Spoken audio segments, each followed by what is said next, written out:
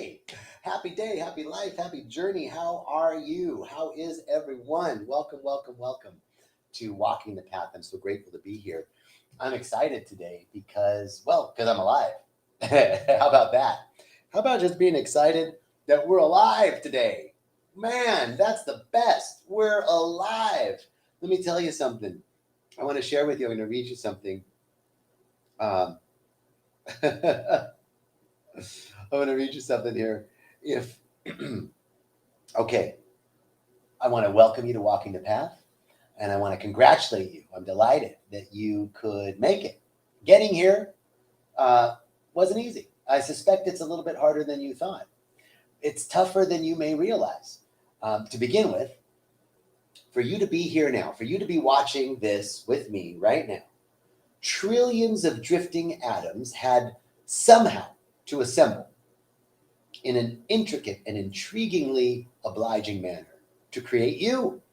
It's an arrangement so specialized and so particular that it's never been tried before and will only exist this once.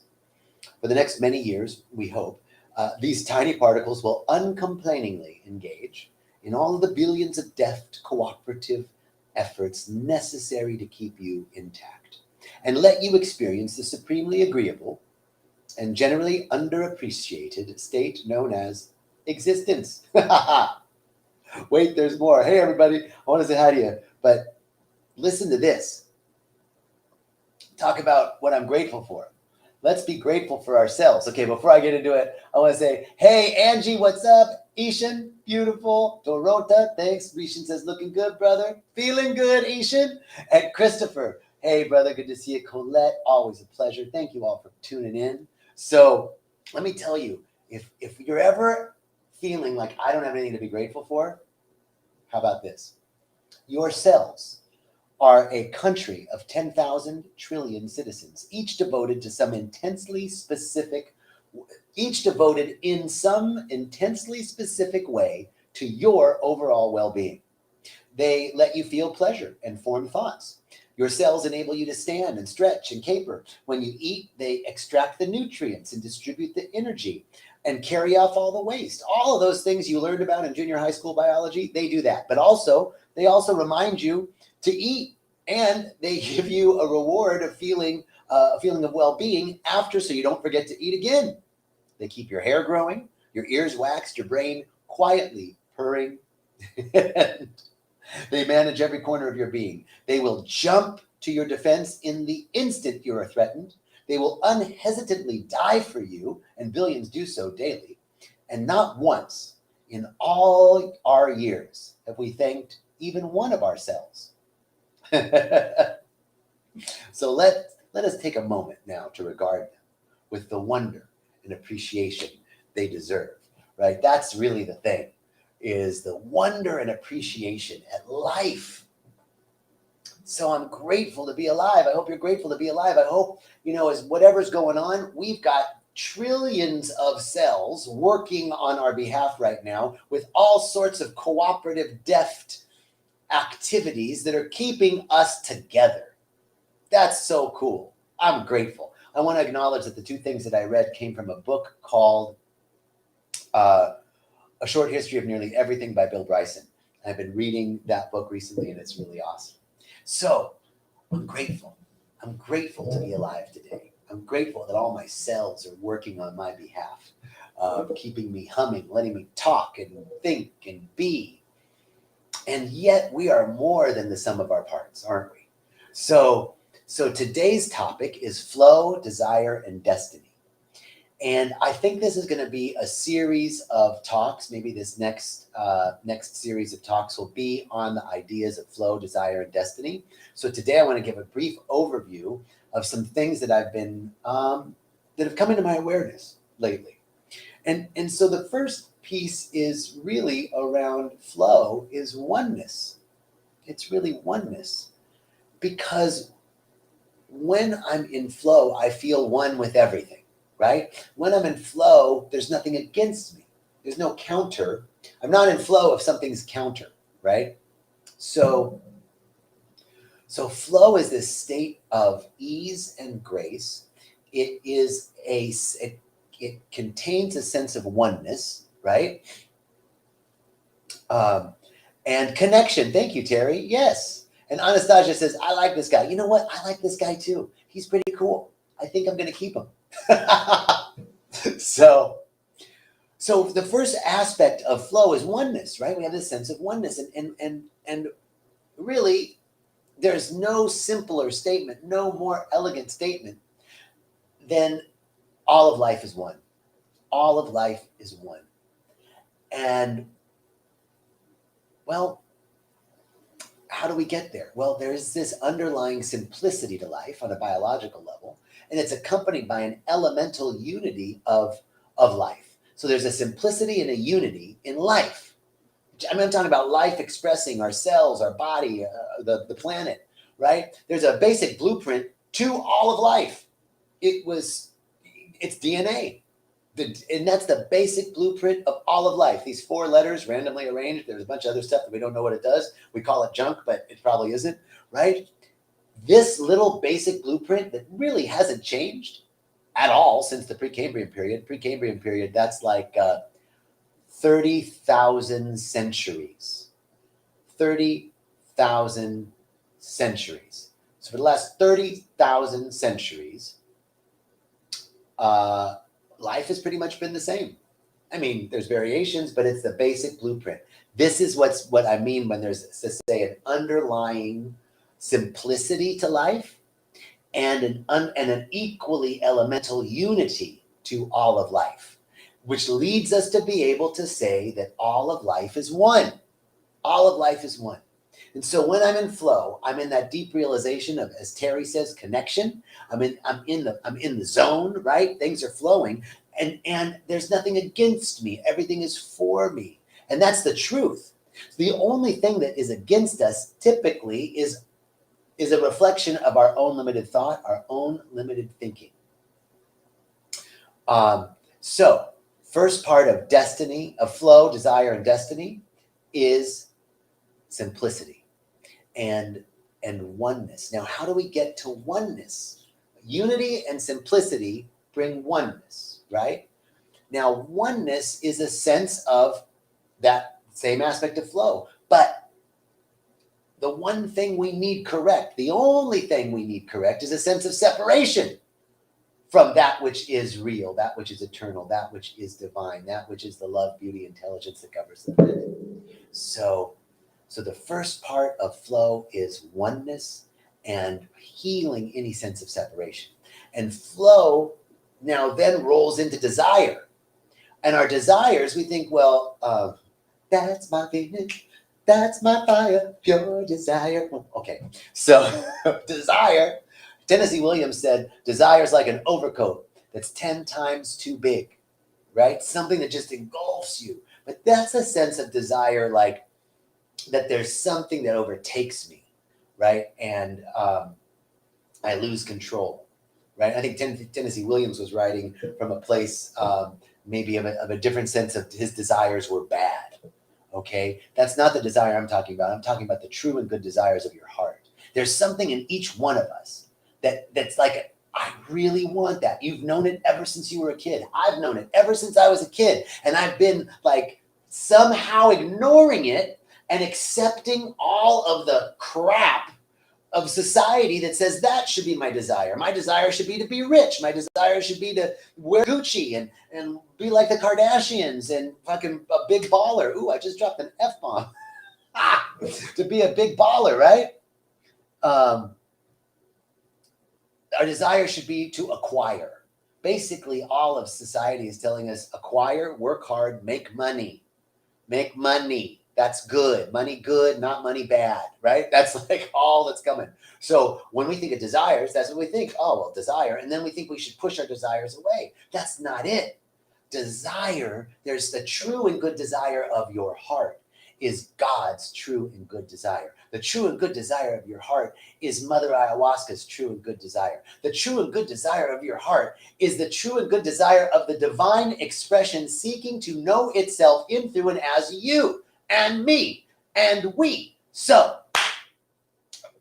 flow, oneness brings flow. Flow moves into desire. Desire is that which is seeking to express the true and good desires, right? True and good desires are the true desires of my heart. There's something in me that's always wanted to do something, and I'm just letting it emerge now. Just now beginning to really hear that call. Is there something in you? Shoot me a text here and let me know. Is there something in you that has been wanting to express? Maybe you know what it is ever since you were a little boy or girl, or maybe you know there's something there and you kind of know what it is, but you haven't been able to uncover it because it's been covered up by all this crap of societal conventions and what we should or shouldn't do, what we should or shouldn't want. So yeah, let me know. Shoot me a text in the chat and let me know if there's something in you, because that's desire. That's what desire is. And when we are in flow and in a sense of oneness, things are working together for my good. And now I'm starting to be aware of, what do I really want? What would I really love to experience? Not from my head, not from what I know, because we're talking about receiving this download of your true and good desire from something beyond knowledge, something beyond intelligence, beyond our rational mind. It's the superconscious. It comes from a greater part of knowledge, a greater part of intelligence that is beyond what we don't even know we don't know. I don't even know I don't know it. That's where it's coming from. And so when I catch the vision of what that true and good desire is of my heart, boom, destiny. And that's also my drag name, Destiny. No, I don't do drag, actually. I just never have. Well, there was that one time when, never mind. So,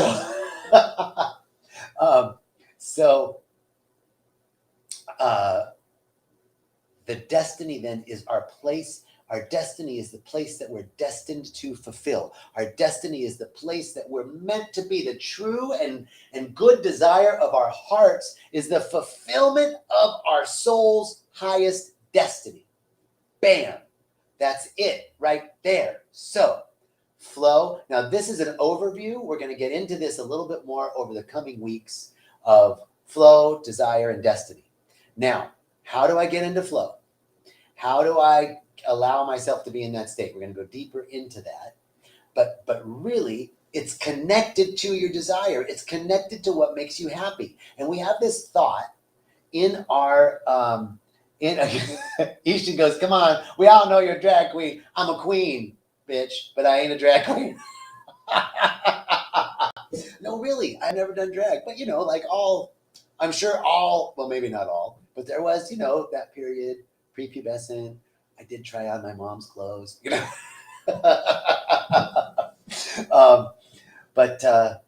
Okay, Angie says, bringing energy and healing work into my hairdressing career. Mama Aya showed me during ceremony at Rhythmia. Beautiful. Robin says, I'm leaning into all the healing I can and taking one moment at a time, trusting it will all be for my highest good. Beautiful, Robin. Yes, yes, yes. Terry says, people need to learn how to open to that intelligence and trust in the higher good, that oneness with the universe. So, how do we learn to do that, Terry? We learn to do it by doing it little by little each day, just like Robin said, one moment at a time. And doing it by bringing it into our daily life, like Angie said. Angie says, I'm bringing this. These are all Facebook comments. So Angie's saying, I'm bringing that energy into my hairdressing career. So really, there's something in you that's seeking to emerge. And it might be to save the rainforest, right? And now you're working as a bartender. Well, Spirit doesn't want you to forget it. I'm quitting my bartending job, selling everything I have, and going to the rainforest. Maybe that's it. But it also could be just like Terry, or just like Angie, I'm bringing that energy of healing and love into my daily life. The more I do that, the more I'm feeling that on a daily basis, the more I'm in line with my destiny, the more I'm in flow, and the true and good desires of my heart start to emerge, right? So if I feel like my destiny is for me, it's to bring joy and facilitate healing. That's what my destiny is, to bring joy. That's what I feel my calling is, right? To bring joy, or my purpose, to bring joy and facilitate healing. So do I have to be on Facebook Live to do that? No, no, but I love it. This is one thing I get to do. Do I have to be on a dais in a church? That could be one expression of it, but it could also be talking to the person on the bus. It could be opening the door for somebody, letting that person get in front of me in line, paying for something for somebody, whatever. It could be in the minutia, the little things that we do. And we start to bring that energy more and more into our awareness. It starts to come. We don't have, and the other thing I want to tell you about this is there's no missed opportunities. It's not too late. Let me catch up on some of these comments. You guys are bringing in the comments. I love it. You guys, woohoo. Oops. I just did something. There we go. Don Quixote says, how do you deal with all the political turmoil that's going on now? Oh, man. Boy, how do you deal with all the political turmoil? Well, Don Quixote, I have to tell you, I check in with it every once in a while, and then I back out. I check in, once a day. I get a little news, and then I don't let it consume me. Because here's the thing, if I really want to be, now I can't be politically active in the United States because I'm in Costa Rica. And we think that being politically active is watching the news and maybe chatting with people online or getting in fights with people or whatever. Political activeness is start organizing people. Start talking to your local, forget national politics. All politics is local. Start talking to your local, your local representative, your local state representative, your council members of your town. This is where we make a difference in our real daily lives. How do we want to live? How do we want our community to be? That's politically active. The national politics, check in every once in a while. Keep yourself connected, but don't get caught up in it, because guess what? Watching it isn't helping. Watching it isn't helping. But real political activism is in your backyard. It's doing the things that are going to make a difference for your life and your neighbor's lives, your child's lives. Organize a group of people. You want to get political attention? Organize a group of people. Get 1,000 votes of people that are going to vote with you. And then you go to your representative and go, you want to win this precinct? Here's what we need. I got 1,000 votes. You can make it like that, right? So that's what I say, Don Quixote. Debbie says, yes, very strong message coming in. Thank you. Thank you. Terry, creating loving memories is one thing that has called me. Okay, creating loving memories. Tell me more about that. Chara says, whenever I feel bring this energy, magic coincidences happen. Truth. Absolutely, Chara. Yes, when we are in the feeling tone of that loving energy, magic happens. And guess what? It's not magic. It's predictable. I mean, life is magical, right? Like really, we live magical lives. And we're really guided for and provided for at every step. And what Chara is saying is when you feel it, so beautifully said, Chara, when you feel it, that's when we are creating magic. Because the universe doesn't hear us, the universe feels us. And our feeling is our vibration, our vibrational tone. And that feeling is an energy, an energetic signature that goes out into the creative medium that responds to our feeling. It responds to our feeling. So yes,